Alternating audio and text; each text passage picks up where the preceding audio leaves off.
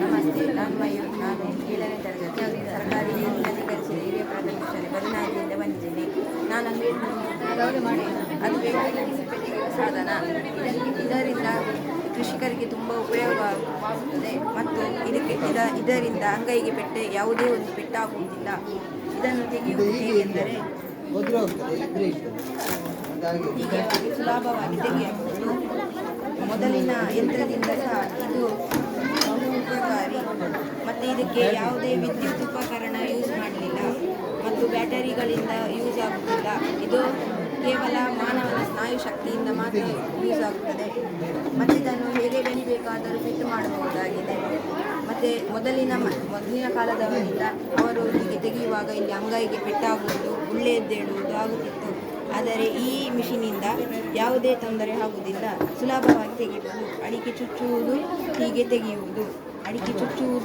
ತೆಗೆಯುವುದು ಮತ್ತು ಮೊದಲಿನಿಂದ ಇದೇ ವೇಗವಾಗಿ ನಡೆಯುತ್ತದೆ ಮತ್ತು ಇದು ಕಮ್ಮಿ ಖರ್ಚಿನಿಂದ ಆಗುತ್ತದೆ. ಇದರಿಂದ ಕೃಷಿಕರಿಗೆ ತುಂಬ ಉಪಯೋಗಕಾರಿಯಾಗುತ್ತದೆ ಮತ್ತು ಇದನ್ನು ಎಲ್ಲಿ ಬೇಕಾದರೂ ಅಲ್ಲಿಗೆ ಸುಲಭವಾಗಿ ಸಾಗಿಸಬಹುದು.